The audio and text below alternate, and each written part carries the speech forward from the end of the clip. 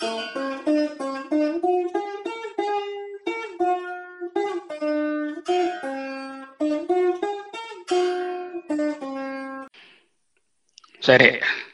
ఈనాటి అంశము మనకి ముఖ్యమైనటువంటి ప్రాబ్లం ఏంటంటే, ఫస్ట్ మనం కరోనా రాకుండా చూసుకోవాలి. ఎలా చూసుకుంటామో ఒక 5-6 సెషన్స్లో ఇంతవరకు మనము డిస్కస్ చేశాం. అన్ఫార్చునేట్గా ఎవరో ఒకరు జ్వరంతోనో లేదా చిన్న సిమ్టమ్స్తోనో ఉంటే మనం ఏ విధముగా వెళ్ళాలి అనేటటువంటి దాన్ని ఇప్పుడు మనం చూస్తాం. మొట్టమొదటిగా ఏమవుతుందంటే 1 or 2 days కొంచెం ఒంట్లో చికాగ్గా ఉండడం, అనీజీగా ఉండడం, మేలైస్ అంటాం దాన్ని. అంటే చెప్పలేని అనీజీనెస్తో ఉంటుంది. లేకపోతే కొంచెం నోసు ఎఫెక్ట్, ముక్కు కారినట్టు ఉండడం, జలుబు చేసినట్టు ఉండడం, గొంతు గరగరగా ఉండడం, ఇలా ఆరంభం అవుతుంది. ఫీవర్ కూడా కొంచెం 99-100 ఆ రేంజ్లోనే ఉంటుంది మొదటగా. రెండో రోజు మూడో రోజు అయ్యేసరికల్లా ఫీవర్ కొంచెం 100-100.6 అప్ టు 101 వరకు కూడా జ్వరం విడవకుండా వస్తూ ఉంటుంది. ఆ మొట్టమొదటి ఎర్లియస్ట్ సిమ్టమ్స్ ఉన్నప్పుడే మనం ఐసోలేట్ చేసుకోవాలి, అంటే దూరంగా వెళ్ళాలి. ఫ్యామిలీలో ఒక్కరే ఉండం కదా, ఒకరే ఉంటే అది వేరే సమాచారం, వాళ్ళు ఎలానో ఐసోలేటెడ్గానే ఉన్నారు. దూరంగా ఉన్నవాళ్ళు ఈ విధమైన సిమ్టమ్స్ స్టార్ట్ అవుతే ఈ పాండమిక్లో ఏ టెస్టు, ఏ స్కాను, ఏ డాక్టర్ గారి సలహా లేకుండానే వాళ్ళను ప్రిజంప్టివ్ కేస్ అని అంటారు.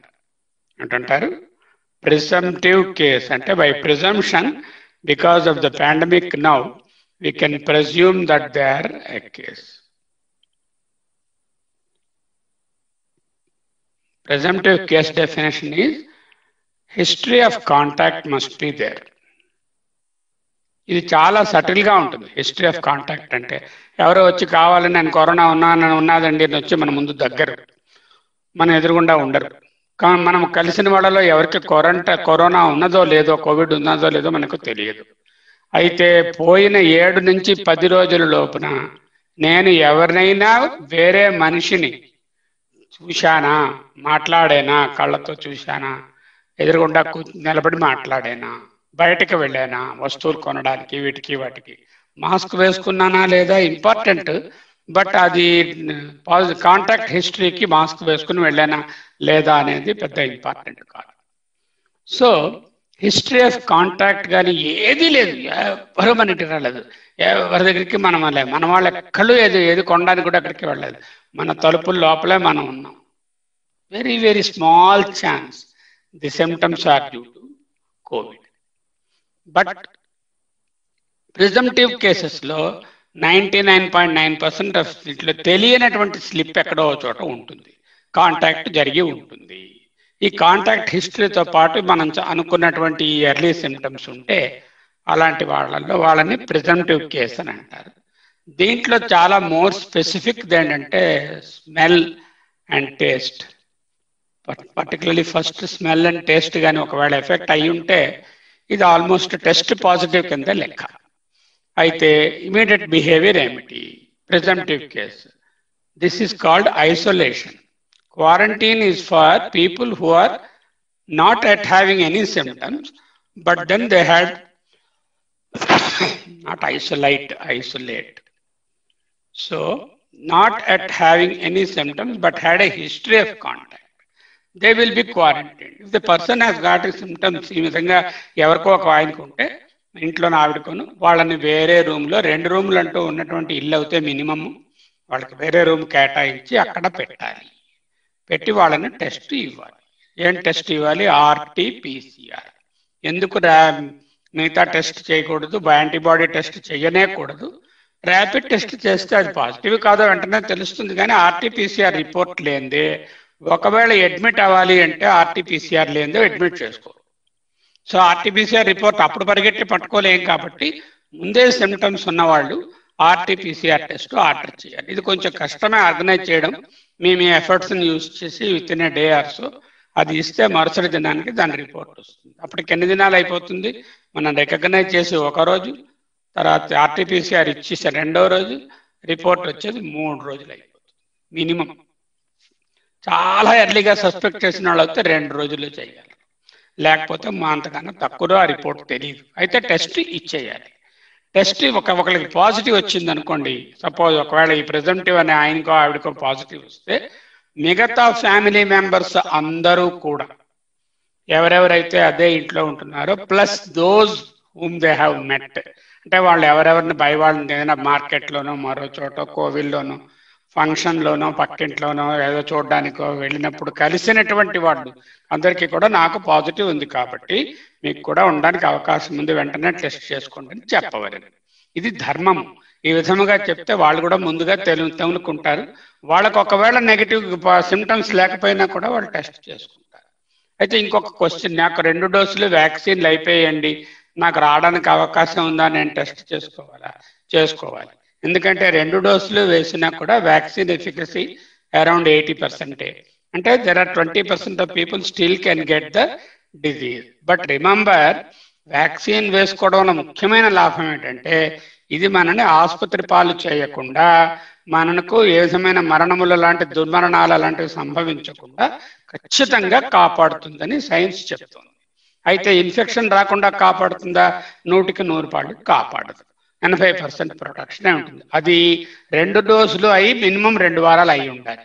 2 డోసు ఇవాళ పొద్దున్న వేసారండి, సాయంకాలం నాకు ప్రొటెక్షన్ వస్తుందంటే రాదు. 1 డోసు వేస్తే 50-60% ప్రొటెక్షన్ వస్తుంది.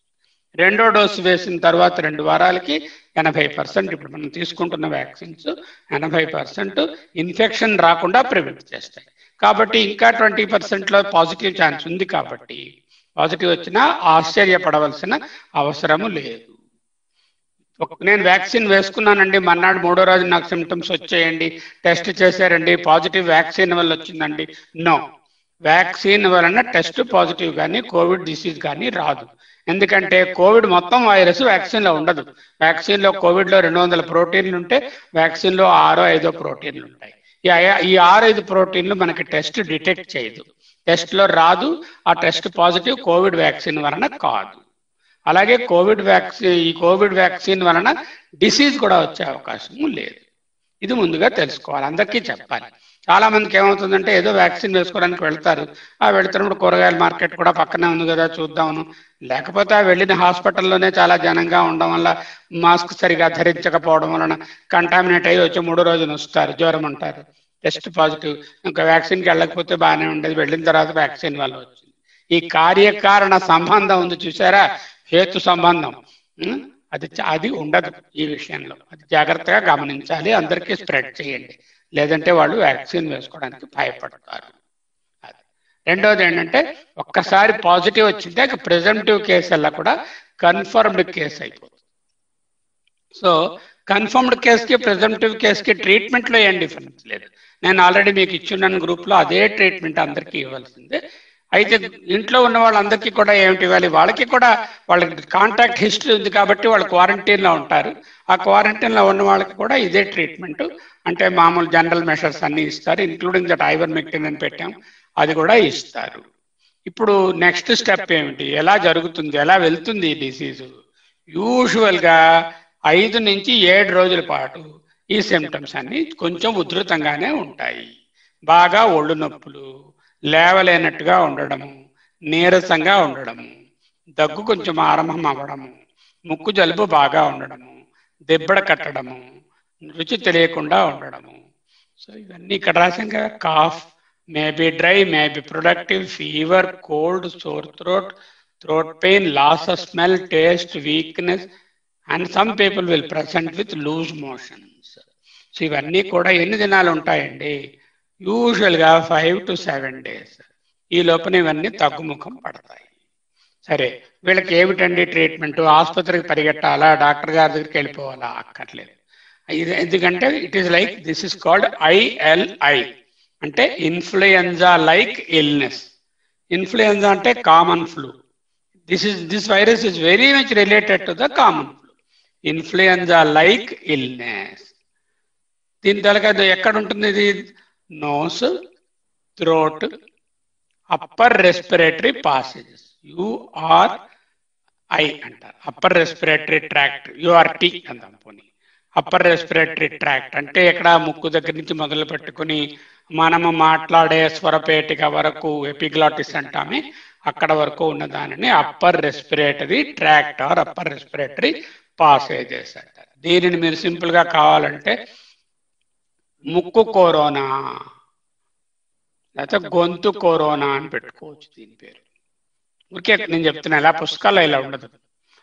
ముక్కు కరోనా గొంతు కరోనా అంటే it is very milder disease, ILI like illness, and it will last for 5 to 7 days, confined to the upper respiratory passages. మరి నోరు ఎలా వచ్చిందండి? నోరు కూడా రెస్పిరేటరీ పాసేజ్, ఎందుకంటే గాలి వెళ్ళే మార్గము నోరు నుంచి తినే మార్గము రెండు సంధిస్తాయి కాబట్టి ఒక చోట వస్తుంది. ఈ ముక్కు కరోనా ఉన్నంత వరకు రికవరీ 99.9%.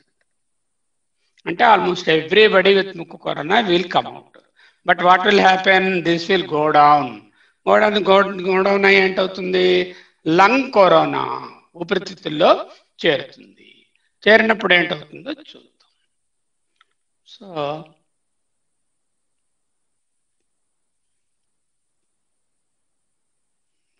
ఇదొక లంగ్, ఈ ఇన్ఫెక్షన్ కానీ లోపలికి దిగింది అనుకోండి, ఈ గొట్టాల్లోనేమో మనకి ఫైన్ లైనింగ్ ఉంటుంది, చిన్న ఒక పొరలాగా. ఈ పొరలోంచి ఎప్పుడూ తడి ఊరుతూ ఉంటుంది. ఆ తడి వల్ల ఏంటంటే ఇన్ఫెక్షన్ రాకుండా ఆపుతూ ఉంటుంది. దాన్ని మ్యూకస్ అంటాం అన్నమాట. ఈ మ్యూకస్ అనేటటువంటిది చాలా ప్రొటెక్టివ్ బ్యారియర్. దానికి చక్కని ఒక వ్యాధి నిరోధక శక్తితో ఉన్నటువంటి మ్యూకస్ తయారవుతూ ఉంటుంది. ఈ కరోనా వెళ్ళే ఇన్ఫెక్షన్ రాగానే ఆ మ్యూకస్ థికెన్ అయిపోతుంది, దాని సెక్రేషన్ కూడా తగ్గిపోతుంది, ఆ వ్యాధి నిరోధక శక్తి ఆఫ్ అయిపోతుంది. అప్పుడు ఏంటవుతుంది? లంగ్స్ లోకి ఎఫెక్ట్ అవడం మొదలెడుతుంది. లంగ్స్ 3 భాగాలుగా ఉంటాయి, అప్పర్, మిడిల్, లోయర్. 1, 2, 3. ఇక్కడైతే 1 and 2 left side. Total 5 parts. Right lung 3 పార్ట్లు, లెఫ్ట్ లంగ్ 2 పార్ట్లు, 5 parts. ఒక్కొక్క లంగ్లోనే ఏంటంటే 1 to 5 స్కోర్ రావచ్చు. అంటే ఏంటనమాట, 1 అంటే ఏమో <5%, మొత్తం ఇన్వాల్వ్ అయిపోతే 5 స్కోర్. సో నాకు మొత్తం ఫస్ట్ ఈ భాగంలో స్కోర్ 0 నుంచి 5 ఉండొచ్చు, దీంట్లో 0 నుంచి 5 ఉండొచ్చు, దీనిలో 0 నుంచి 5 ఉండొచ్చు. అయితే ఎంతైంది మొత్తం అన్ని కలిపితే 0 minimum, maximum 25 lung score. This where I get it by doing a HRCT scan. We get a report 5/25 or 8/25 like that. So this is important for you to know because this decides sometimes the admission.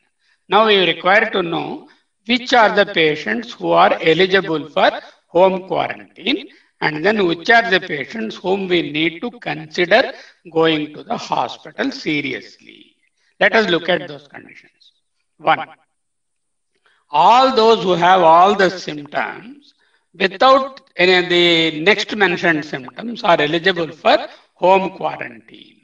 What are the serious symptoms? 1. Breathlessness. What is breathlessness? అంటే ఆయాసము అంటారు, కొంతమంది ఆవేశము అని కూడా అంటారు. ఆవేశం అంటే కోపముగా వచ్చే ఆవేశం కాదు, ఆయాసం అన్నది కరెక్ట్ అయినటువంటి, లేకపోతే ఊపిరి తీసుకోవడం కష్టంగా ఉండడం. ఎలా తెలుస్తుంది? ఖాళీగా కూర్చుంటే ఊపిరి తీసుకోవడం కష్టంగా ఉన్నట్టు తెలియకపోవచ్చు. Simple test for breathlessness or walking from one room to another. Does it make you inconvenient and like that, gasp for breath? Walking, simple plain walking from one room to another. Simple dressing, making your dress. Simple walking, plain walking in the house. Dressing and undressing, and then taking wash and bath. ఈ 3 పనులు ఏమైనా చేసేటప్పుడు ఆయాసం ఉందా అంటే breathing rate ఎక్కువయ్యి, depth ఎక్కువయ్యి కష్టపడుతున్నామా అనేది చూడగలం. అయితే నాకు పూర్తిగా స్మెల్ పోయిందండి, అది ఏదైనా సివియర్ సిమ్టమా? కాదు. పూర్తిగా టేస్ట్ పోయిందండి అంటే అది అడ్మిషన్ అక్కర్లేదు. ఆ స్మెల్ టేస్ట్ ఏంటంటే డయాగ్నోసిస్ కన్ఫర్మేషన్గా ఉపయోగపడతాయి కానీ సివియరిటీకి ఉపయోగపడవు. ఈ బ్రెత్లెస్నెస్ అనేది చాలా ఇంపార్టెంట్. తర్వాత SpO2 ఒకటి మెషర్ చేస్తూ ఉంటాం కదా. SpO2 మెషర్మెంట్ మనకు తెలుసు, 90 కన్నా ఎక్కువగానే ఉన్నట్లయితే అది మనకు నార్మల్ అని తెలుసు. ఓకే, 94కి 92కి మధ్యలో ఉంటే కొంచెం కిందకి వెళ్ళే అవకాశం ఉన్నదని కనిపిస్తూ ఉంటుంది, జాగ్రత్తగా వాచ్ చేయాలి.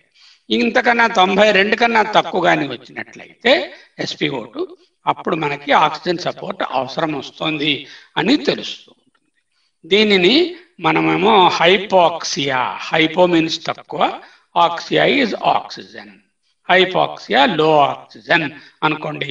92 కన్నా SpO2 ఒకసారి వచ్చిందండి, పొద్దు నుంచి 5 సార్లు చూశాను, ఒకసారి 92 ఉందండి, మిగతా అంతా 94, 93, 95 ఉందండి, no problem. A single reading is no issue. Constantly over 2-3 hours is the hypoxia below 92. That is important. Why? These measurements, biological measurements, are not like 4 into 4 is equal to 6. అమెరికాలో అడిగినా అదే, ఎక్కడ అడిగినా అదే. ఎలక్ట్రిక్ పోల్ హైట్ ఉందనుకోండి, ఎప్పుడు కొలిచినా అలానే ఉంటుంది, ఇట్ డజంట్ చేంజ్. అలాగే మన తాలూకా బ్లడ్ గ్రూప్ ఉందనుకోండి, ఎన్నిసార్లు చేసినా జీవితంలో ఒకటే ఉంటుంది. సో కానీ ఈ measurements like BP, heart rate, pulse rate, లేకపోతే ఈ SpO2, ఈ షుగర్ వాల్యూస్, ఇవన్నీ కూడా they are like a level of water in a lake which go on changing for every day, minute they will change. But our interest is to see on an average is it above 94. That is what we are interested. So that is why I don't give too much importance for an occasional reading which is 92, and don't be panicky about that. Another thing, any problem with the majority of us is we tell you all these things to empower you. Empowering అనే మాట విన్నారా? Empower ఉంటే మీకు స్వశక్తి ఇవ్వడానికి చేస్తాము, not powder. empower you. This empowering sometimes is problematic. What is the problem? If I know that today my oxygen is 96 and evening it is 94, and again next reading in the night is 95, I tend to interpret it as going down and again going up, which is not correct.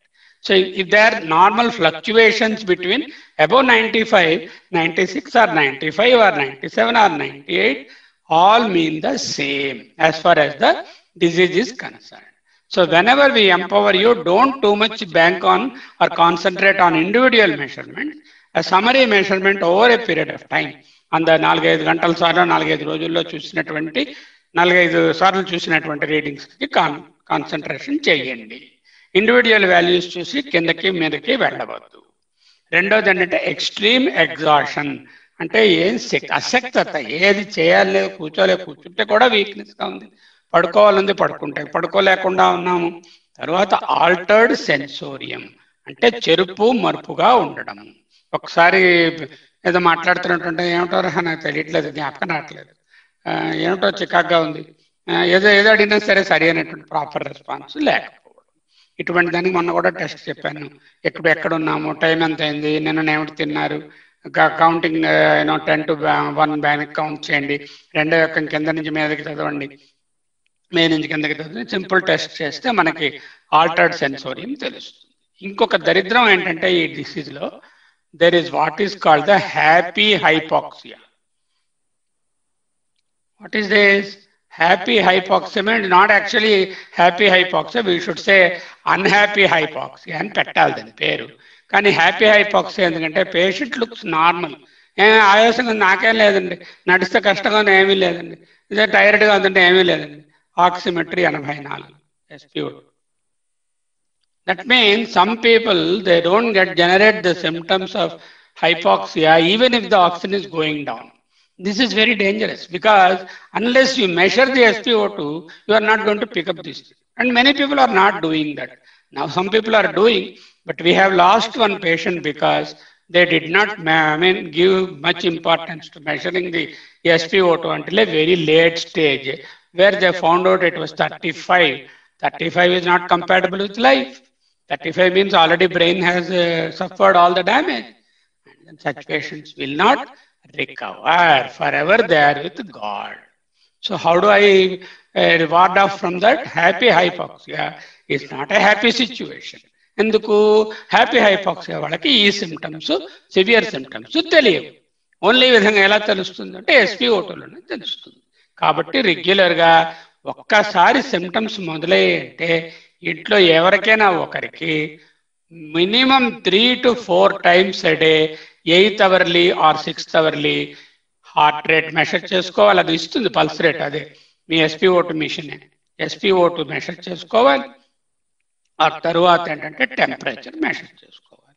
దీనికి మనం చూపించిన థర్మామీటర్లు వాటిలో digital thermometer లేకపోతే analogue thermometer, IR thermometer ఏదో use చేసి ఒక chart prepare చేయవలను. ఎలా ఉంటుంది ఆ చార్టు? ఈ కింది విధంగా మనం ఆ చార్ట్ తయారు చేసుకోవచ్చు. చేసుకుని ఆ చార్ట్లో మెయింటైన్ చేసి అది నాకు కానీ మీకు ట్రీట్మెంట్ ఫిజిషియన్ కానీ పంపవలను. అప్పుడు వాళ్ళు they will be able to see the summary values. So what you do is you put a column like this, tabular column, and in the tabular column first you write HR or PR pulse rate, then you write temperature, then you write your SpO2, then you write your symptoms. How do you feel? You feel all right or not. Here will be the date and time. So let us say today is 3rd or 4th or whatever is the date, 3rd May 2021, and then time 5 p.m. Now I'll write. And then I keep on adding that. Next will be 11 p.m. like that. Every 6 hours we will keep on measuring. And 2-3 readings normal గా ఉన్నంత వరకు పర్వాలేదు. ఎప్పుడైనా abnormal reading కనబడితే వెంటనే doctor గారికి alert చేయండి. నార్మల్గా ఉన్నంత వరకు రోజుకు ఒకసారి అలర్ట్ చేయండి. ఈ చార్ట్ గ్యారంటీగా మెయింటైన్ చేయవలెను. ఇది మెయింటైన్ చేయకపోతే ఏంటవుతుందంటే మీకే తెలియదు, చూసిన నెంబర్లు జ్ఞాపకం ఉండవు కదా. అంచేత ఒక డైరీ తీసుకుని పుస్తకం తీసుకుని ఆ పుస్తకంలోనూ పేపర్ మీద రాసి ఫోటో తీసి వాట్సాప్లో పంపండి. ఈ విధంగా చేస్తే ఏంటంటే మానిటరింగ్ పర్ఫెక్ట్గా ఉంటుంది. సో ఇలా మానిటర్ చేస్తున్నటువంటి పేషెంట్ ఎప్పుడు ఆక్సిజన్ రిక్వైర్మెంట్ ఉంటుంది అనేటటువంటిది తెలుసుకోవాలి. ఒకటి రెస్పిరేటరీ రేట్ అనేది చెప్పలేదు మీకు. Respiratory rate of more than 24. How do I count it? Individual person cannot usually count respiratory rate correctly. So let the person who is having the problem symptoms, let the person lie down. పడుకోనివ్వండి. పడుకుని వారి పొట్ట మీద మీ తాలూకా అరచేయిని మైల్డ్గా జెంటిల్గా పెట్టి ఉంచండి. ఒక్కసారి rise అయినప్పుడల్లా ఒక respiration. అలా ఎన్ని మార్లు నిమిషానికి రైజ్ అవుతుందో చూడండి.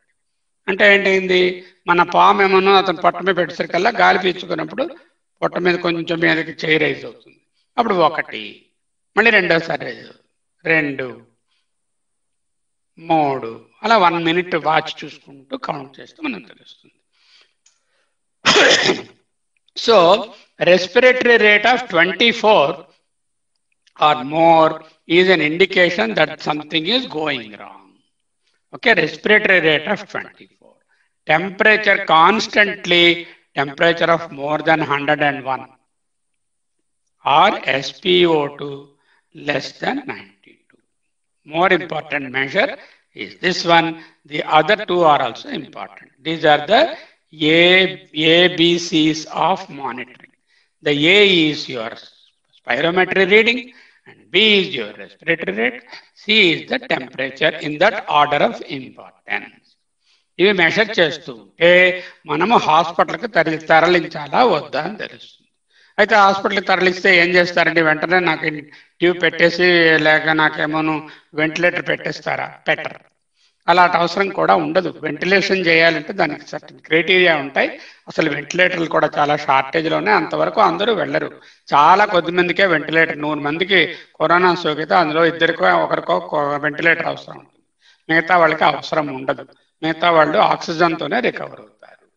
అయితే ఇప్పుడు చెప్పాను కదా ఏమిటేమిటి మనకి సివియర్ డిసీజ్ గురించి, అంటే progressing disease, then it becomes moderate disease. What is moderate disease? Moderate disease is SpO2 less than 92, consistent 2-3 readings చూస్తూ ఉండండి. ఒకసారి 92 ఉంటే ఓ హాఫ్ అన్ అవర్ తర్వాత మళ్ళీ చెక్ చేయండి. 6 గంటల తర్వాత చెక్ చేయమన్నారు కదా అని అలా వెయిట్ చేయవద్దు. రెండోది respiratory rate less than 24, more than 24 and temperature constantly going more than 101 and any one of these symptoms. 1 breathlessness, 2 exhaustion, 3 these may be absent in happy hypoxia. HH. So remember that. ఇవి కానీ మనం monitor చేసుకుంటుంటే మనకు తెలుసు 100 మందికి corona సోకితే 95 మందికి mild disease ఇక్కడికే వెళ్ళిపోతారు. ఇంకొక 5 మందికే ఈ సివియర్ సిమ్టమ్స్ వస్తాయి. అంచేత ఏంటంటే మనకి క్లోజ్గా మానిటర్ చేస్తే ఏ విధమైన ప్రాబ్లము రాదు. జనరల్గా ఆకలి ఉండదు, తిన్నది అరిగినట్టు ఉండదు, లూజ్ మోషన్స్ కూడా ఉంటాయి. అంచేత అవి పెద్దగా భయపడవలసింది, అవి సివియారిటీ ఆఫ్ డిసీజ్ని ఇండికేట్ చేయవు. అవి కొంచెం దినాలు అయ్యేసరికల్లా అవన్నీ 5-6 రోజులు అయ్యేసరికి యూజువల్గా 7th డే నుంచి అన్నీ ఒకటి తగ్గడం మొదలెడతాయి. ఎన్నాళ్ళకి నార్మల్ అవుతాము. 14 రోజులు అయ్యేసరికి అన్ని సిమ్టమ్స్ పోతాయి. ఆ తర్వాత ఇంకా వీక్నెస్ అవన్నీ మిగులుతాయి, కానీ ఈ రొటీన్ సిమ్టమ్స్ అన్నీ తగ్గిపోతాయి. ఇన్ఫెక్షన్ ఎన్నాళ్ళు ఇన్ఫెక్టివ్గా ఉంటాము, ఇంకొకరికి ఎవరికైనా ఎన్నాళ్ళు ట్రాన్స్మిట్ చేస్తాము. 2-3 రోజులు డిసీజ్ రావడానికి ముందు నుంచి, ఇది 0 డే రావడానికి వచ్చిన రోజు ముందు నుంచి కూడా మొదలుపెట్టి 14 రోజుల వరకు మనము వైరస్ సెక్రెట్ చేస్తూ ఉంటాం. So it starts like that, comes down after 14 days. So infectivity ఎన్నాళ్ళు వేరే రూమ్లో ఉంచాలి అనేదానికి general standard answer first symptom నుంచి 14 days. టెస్ట్ చెయ్యాలా, వాళ్ళు నెగిటివ్ అవునా కాదా, చెయ్యవద్దు.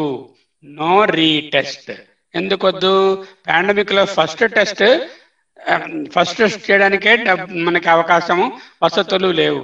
ప్రతి వాళ్ళు వచ్చిన వాళ్ళు మళ్ళీ రీటెస్ట్ కని వెళ్ళడం మొదలెడితే టెస్ట్ చేసే అవకాశం లేదు. Okay, no retest. This is important. Government of India recommendation. Don't go for retest unless your employment desires you to produce a certificate of negativity before you go to the work, and that is a different situation. Generally, no retesting is allowed or done. So these are the symptoms of serious disease. సరే, oxygen ఒకవేళ తగ్గుతూ ఉంటే 92 కన్నా తగ్గిపోతే అప్పుడు ఇంకా 80లు 70లు 60లకి వస్తూ ఉంటే 5 రకాల స్టెప్స్ ఉంటాయి. మాస్క్ అంటాం. అంటే మనం చూస్తూ ఉంటారు, ప్లాస్టిక్ మనం చూపించాను, అలాంటిది ముఖానికి పెట్టడం కానీ, లేదంటే ఒక ట్యూబ్ లాంటి పెడతారు. నేసల్ క్యానులా ఈ రెండిట్లో ఏదైనా యూజ్ చేసి ముందు జనరల్గా ఆక్సిజన్ ఇస్తారు. మన రికవరీ వచ్చినటువంటి జయలక్ష్మి గారికి ఇలాగే ఆక్సిజన్ వారం రోజులు ఇచ్చి మందులు ఇస్తే ఆవిడ 80 వరకు వెళ్ళారు. ఇప్పుడు 94 రూమ్ ఎయిర్లో ఇంటి దగ్గరే ఉన్నారు. మామూలుగా బ్రీత్ చేసుకుంటారు. నిన్న డిశ్చార్జ్ అయిపోయారు. సో అది ఓవర్ పీరియడ్ ఆఫ్ టైం ఈ లోపల మందులు కూడా ఇస్తూ ఉంటాం కాబట్టి అది రికవర్ అవుతుంది. ఇంకా లేకపోతే దీన్ని హై ఫ్లో ఆక్సిజన్ అంటారు. అది హై ఫ్లో మాస్క్ అని వేరే ఉంటుంది. అది వాళ్ళు డిసైడ్ చేస్తారు ఎప్పుడు హై ఫ్లో పెట్టాలి. అవన్నీ మనకు అవసరమైనటువంటి విషయాలు కావు, కానీ అలాంటి చోటు ఉందని తెలుసుకోవాలి. హై ఫ్లో తర్వాత నాన్ రీబ్రీదర్ మాస్క్, NRBM అంటాం. NRBM, non rebreather mask. ఇందులో ఏంటంటే ఒక ఇలా ఆక్సిజన్ వెళ్ళే ట్యూబ్ ఇలా ఉంటే ఒక పెద్ద ఛాంబర్ లా ఉంటుంది. ఈ ఛాంబర్లో ఆక్సిజన్ నింపుతాము. ఈ ఛాంబర్లోంచి వాళ్ళు పీల్చుకుంటారు. వీళ్ళు విడిచిన గాలి బయటికి పోతుంది, దీంట్లోకి వెళ్ళదు. వేరే ఇక్కడ మనం విడిచిన గాలి వచ్చే గాలి ఒకే మార్గంగా ఉంటుంది. నాన్ రీబ్రీదర్ మాస్క్ దాటిన తర్వాత హైపర్ బ్యారిక్ ఆక్సిజన్, అంటే చాలా హై ప్రెషర్ ఆక్సిజన్, హై ఫ్లోయే కాకుండా high pressure. These all come under non invasive ventilation. అంటే ట్యూబ్ పెట్టకుండా మనకు ఆక్సిజన్ ఇవ్వడాన్ని NIV or non invasive ventilation. జనరల్గా కొంతమంది ఇక్కడి నుంచే NIV అంటారు, దీన్ని మాస్క్ మామూలుగా అంటారు, పర్వాలేదు. ఇక నెక్స్ట్ ఇన్వేజివ్ వెంటిలేషన్ అంటే ఏంటన్నమాట, వెంటిలేటర్ మీద పెట్టి మెకానికల్గా లంగ్స్లోకి మనం మిషన్ గాలి పంపిస్తూ ఉంటుంది. అందులో మళ్ళీ 2 మోడ్స్ ఉంటాయి. పేషెంట్ ట్రిగ్గర్డ్ మోడ్ ఉంటుంది, అంటే పేషెంట్ రెస్పిరేషన్ అడుగుతుంటే ఆ ప్రకారం ఇస్తుంది. రెండోది ఆటోమేటెడ్ మోడ్ ఉంటుంది. వాళ్ళకు ఉన్నటువంటి డిసీజ్ సివియారిటీని బట్టి అవి ఇస్తారు. ఇవి ఆక్సిజన్ తాలూకా ఇవి. అయితే ఎందుకు చెప్తున్నానంటే అవి మీకు తెలియనక్కర్లేదు ఎప్పుడు ఏవేవి ఇస్తారని. కానీ ఇన్ని స్టెప్స్ ఉన్నాయంటే, 1 మాస్క్, 2 హై ఫ్లో మాస్క్, 3వదేమో NRBM నాన్ రీబ్రీదర్ మాస్క్, 4వదేమో హైపర్ బ్యారిక్ ఆక్సిజన్, 5వదేమో ఇన్వేజివ్ వెంటిలేషన్ అని ఇన్ని రకాలుగా ఉన్నాయి. కాబట్టి ఇన్వేజివ్లో మళ్ళీ మెకానికల్, అసిస్టెడ్ ఉంటుంది, మెకానికల్. ఈ 2 ఇన్ని రకాలు ఉన్నాయి కాబట్టి ప్రతి వాళ్ళకి ఇక్కడికే వెళ్ళిపోతాం, ఈ ట్యూబ్ పెట్టేస్తారనే భయాన్ని తొలగించడానికి చెప్పడం జరిగినది. మళ్ళీ చెప్తున్నాను, 100 మందికి కానీ కరోనా ఇన్ఫెక్షన్ వస్తే హార్డ్లీ 2%కే వెంటిలేటర్ వరకు వెళ్ళేటటువంటి దుస్థితి వస్తుంది. కాబట్టి అది రాకుండా ఎలా ప్రివెంట్ చేసుకుంటామో ముందు మనం తెలుసుకుందాం. ఇప్పుడు మైల్డ్ డిసీజ్ అంటే ఏమిటి, మోడరేట్ డిసీజ్ అంటే ఏమిటి. ఇంకా జనరల్ క్వశ్చన్ ఏంటంటే, మా ఇంట్లో ఒకరికి సిమ్టమ్స్ ఉన్నాయి, వాళ్ళు ఏ టైప్ ఆఫ్ మాస్క్ వేసుకోవాలి. వాళ్ళకి N95, every patient must hold and use N95 and every day alternate day they have to change the mask.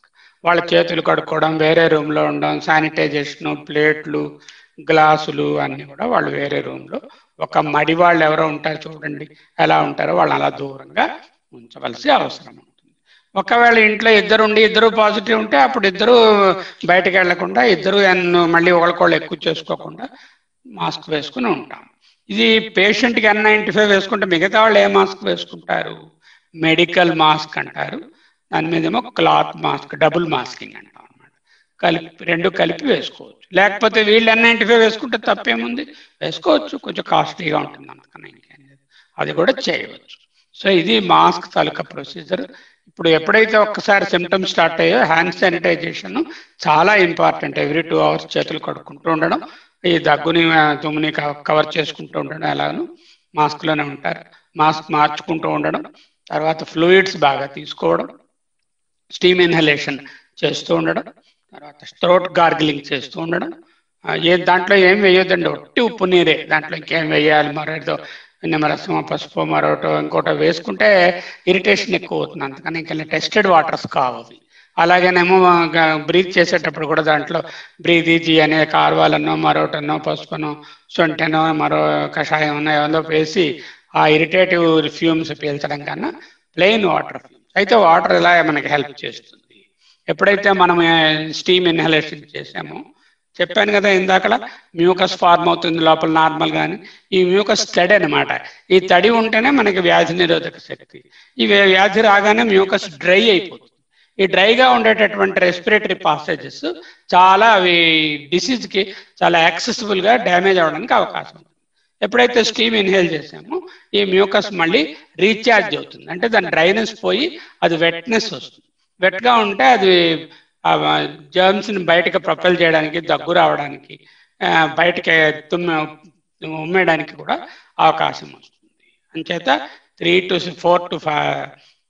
4 times at least steam inhalation symptoms ఉంటే, లేకపోతే 2 నుంచి 3 సార్లు మామూలు వాళ్ళు చేయవలెను. ఈ స్టీమ్ ఇన్హలేషన్ ఎంతసేపు చేయాలి, 10 నిమిషములు. 10 నిమిషములు ఒకేసారి చేయకపోతే 5 నిమిషములు ఆగి మళ్ళీ 5 నిమిషములు కూడా చేయవచ్చు. దాన్ని మనం చూపించాను, స్టీమర్ అనేటటువంటిది, స్టీమ్ జనరేటర్ ఆర్ వేపరైజర్ అంటారు. అది ఎలా మనము వాడతాము అనేటటువంటిది మనం తెలుసుకున్నాము. ఇప్పుడు మనం వేపరైజర్ తెలుసుకున్నాము, తర్వాత నెబులైజర్ అని మరొకటి ఉంది చూపించాను. ఆ నెబులైజర్ ఎప్పుడు వాడతాము, ఎవరికైతే దగ్గు ఎక్కువగా ఉండి దగ్గడం కష్టపడుతున్నారో, వాళ్ళకి ఏంటంటే ఆయాసంగా మైల్డ్ బ్రెత్లెస్నెస్గా ఉండి స్ఫూటం వస్తుందో, వాళ్ళకి నెబులైజర్ ఇస్తాము. నెబులైజర్లో వేసే మెడిసిన్స్ అటువంటి వారు సంప్రదించినట్టయితే, ఆల్రెడీ మీ మెసేజ్లో ఉంది బుడేకార్ట్ అనేటటువంటిది. ఈ బుడేకార్ట్ అనేటటువంటి మందు ఏమో 0.5 ml and then 3.5 to 4 ml of sodium chloride, ఈ రెండు ఆ ఛాంబర్లో వేసి ఈ 4 ccని over a period of 10 minutes nebulise చేసి ఆ వేపర్ని మనము పీలుస్తాము. అలా పీల్చినట్టయితే మనకేమో ఈ లోపల ఉన్న రెస్పిరేటరీ పాసేజెస్ బాగా వైడన్ అయ్యి మ్యూకస్ ఈజీగా బయటకు వచ్చి వ్యాధి నిరోధక శక్తి ఎక్కువ అవుతుంది. సో ఇది మనం తెలుసుకోవాల్సినటువంటిది. మెయిన్గా ఎందుకంటే కరోనాకి మిగతా వైరస్ ఇన్ఫెక్షన్ కాకుండా ఎందుకంటే ఈ విధంగా కరోనా డ్యామేజ్ చేస్తుంది మనందరినీ అంటే, దానికి కూడా ఒక చిన్న ఇది చూపిస్తాను, మీరు చూడండి ఒకసారి. అది చూస్తే మీకే ఐడియా వస్తుంది. ఓకే, సో ఇప్పుడు మనకి తెలిసిందా ఏది మనకి మైల్డ్ సిమ్టమ్స్, ఏవి ఎప్పుడు సీరియస్ సిమ్టమ్స్ డెవలప్ అవుతున్నాయని, ఎప్పుడు మనం హెల్ప్ కోసం చూడాలి అని. జనరల్గా ఆక్సిజన్ బెడ్స్ చాలా షార్టేజ్గా ఉన్నాయి, వెంటిలేటర్ బెడ్స్ ఇంకా షార్టేజ్గా ఉన్నాయి. అంచేత ఏం చేయొచ్చు అంటే, ఒకవేళ కానీ 85 నుంచి 92 లోపున ఉన్నవాళ్ళు ఇంటి దగ్గర కూడా మేనేజ్ చేసుకోవచ్చు. ఎలా చేస్తాము, ఏదైనా లోన్ ఆక్సిజన్ సిలిండర్ ఎవరైనా రెంట్కి ఇస్తారా, ఇస్తే తెచ్చుకుంటే అక్కడ 5 liters per minute 4 liters per minute లో డాక్టర్ చెప్పిన ప్రకారంగా పెట్టుకుంటూ మానిటర్ చేసుకుంటూ బ్రీదింగ్ ఎక్సర్సైజెస్ చేసుకుంటూ ప్రోన్గా కొంతసేపు పడుకుంటూ ఆక్సిజన్ ఇంప్రూవ్ చేసుకోవచ్చు. బెడ్ దొరకనప్పుడు, దొరికితే బెస్ట్, ఉత్తమం, వెళ్తే మంచిది. లేనప్పుడు ఈ విధమైన సహాయం కూడా మనం తీసుకోవచ్చు. మిగతా మూడు నాలుగు రకాల మందులు ఉన్నాయి, ఆ మెడిసిన్స్ గురించి కూడా ఒకరోజు చెప్పుకుందాం. అవి మీకు ఎలా ఇవ్వాలి అని మీకు అక్కర్లేదు, కానీ ఇవన్నీ వాళ్ళు ఇస్తారు. ఇచ్చినప్పుడు మీరు వద్దు. ఇంకొక ముఖ్యమైనటువంటిది ఏంటంటే, ఎవరైనా మీకు ట్రీట్ చేస్తున్నటువంటి డాక్టర్ గారు ఏదైనా మందులు ఇస్తే, మేము గ్రూప్లో విన్నామండి, ఆయన ఎవరో బెంగళూరు నుంచి ఇలా చెప్పారండి, ఇలా చెప్పారండి, వారితో పోట్లాడవద్దు. ఎవరు మీకు ట్రీట్మెంట్ ఇస్తున్నారో వారే మీకు దేవుడు. వారు చెప్పినట్టే చెయ్యండి. కావాలంటే మన ట్రీట్మెంట్ కూడా వాళ్ళకు చూపించండి. వాళ్ళు ఇందులో నచ్చిన అంశాలు ఉంటే తీసుకుంటారు. ఎందుకంటే ఇలాంటి విషయాలలో ఏంటంటే, ఎవరైతే మిమ్మల్ని డైరెక్ట్గా చూసి ట్రీట్ చేస్తున్నారో వాళ్ళకే మీ గురించి బాగా తెలుస్తుంది. ఎవరితోనూ అద్వైత విద్యార్థులు ఎవరితోనూ గొడవ పడరు, ఇంకొకరిని నిందించరు, ఇంకొకరి ట్రీట్మెంట్ మంచిది కాదని మనము చెప్పము. అయితే సైన్స్ ఏం చెప్తుందో ఈరోజు ఆ ప్రకారం మనము చేస్తున్నాం. ఇంకొక చిన్న షేర్ చేస్తాను, ఆ షేర్ కూడా మీరు చూడండి. గవర్నమెంట్ ఆఫ్ ఇండియా గైడ్ లైన్స్ని నేను ఇప్పుడు ఒకసారి షేర్ చేస్తాను. ఆ షేర్ చూడండి. మీరు చూసినట్టయితే మీకు ఐడియా వస్తుంది.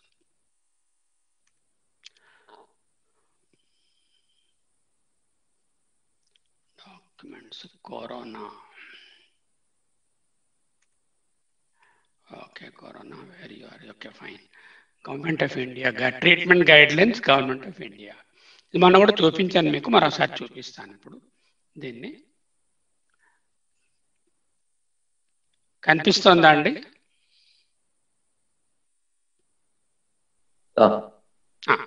ఇది ministry of health, family welfare, government of India in consultation with all Indian institute of medical science and the task force. అంటే రకరకాల సిఎన్సి వేలూరు వాళ్ళు, మిగతా రకరకమైన పెద్ద పెద్ద ఇన్స్టిట్యూట్లో ఉన్నటువంటి వైరాలజీ ఇన్ఫెక్షన్ స్పెషలిస్టులు అందరూ కూర్చుని జాయింట్ మానిటరింగ్ గ్రూప్ అని ఫార్మ్ చేశారు.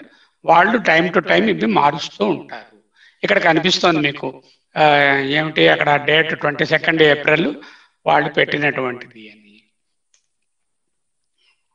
ఈ గైడ్ లైన్స్. వీటి ప్రకారంగా disease mild and moderate, severe disease గురించి మనం ఎక్కువగా ఆలోచించము, ఎందుకంటే ఇది డాక్టర్స్ కోసం తయారు చేయబడినటువంటి guide line.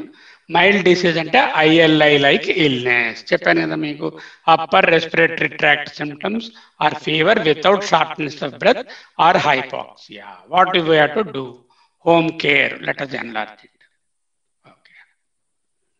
Okay, what is that? Okay, home isolation అంటే మనం చెప్పుకున్నాం ఇప్పుడు ఇవన్నీ కూడాను. Physical distancing, indoor mask, hand hygiene, symptom management, fluids, antipyretics అంటే ఫీవర్కి, యాంటీటసివ్ అంటే దగ్గుమందు, అది కూడా మనం గ్రూప్లో పెట్టుకున్నాం. బి కాంప్లెక్స్ వైటమిన్స్, జింక్, అవన్నీ. Stay in contact with treating physician, monitor temperature, oxygen saturation, applying SpO2 probe to the fingers, అది కూడా మనం తెలుసుకున్నాం. ఇమీడియట్ మెడికల్ అటెన్షన్ ఎప్పుడు కావాలి? Difficulty in breathing, high grade fever, severe cough particularly lasting more than 5 days. And another important thing guide line here is keep a low threshold for high risk group. Threshold అంటే ఏంటంటే ఒక జబ్బు ఎక్కువ అవుతుందా అనే అనుమానాన్ని కొంచెం ఎక్కువ పెట్టుకోండి అంటున్నారు. ఎందుకు?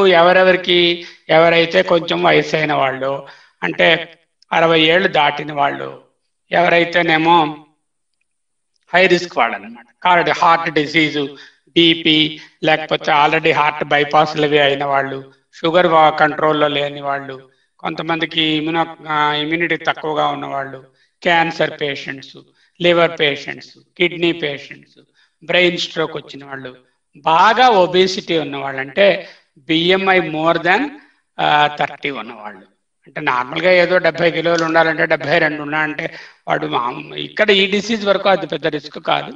BMI అనే మెన్షన్ ప్రకారంగా బాగా ఒబీస్గా ఉన్నవాళ్ళు హై రిస్క్ పేషెంట్స్. ఇలాంటి వాళ్ళల్లో కొంచెం ఎక్స్ట్రా కేర్ కావాలి. అలాగే ప్రెగ్నెంట్ ఉమెన్ వస్తే కూడా వాళ్ళకు కూడా హై రిస్క్ కేర్ కింద తీసుకోవాలి. అయితే ఇక రెండో లెవెల్ ఏంటంటే ఎప్పుడు వీళ్ళకి అడ్మిట్ ఇన్ ద వార్డ్. దీనికి ఏమిటి చెప్పాను కదా, రెస్పిరేటరీ రేట్ ఏమోను మోర్ దాన్ 24, SpO2 90-93 మధ్యలో ఉండడం, 94 కన్నా తక్కువ ఉండడం, లేకపోతే టెంపరేచర్ కాన్స్టెంట్గా 104.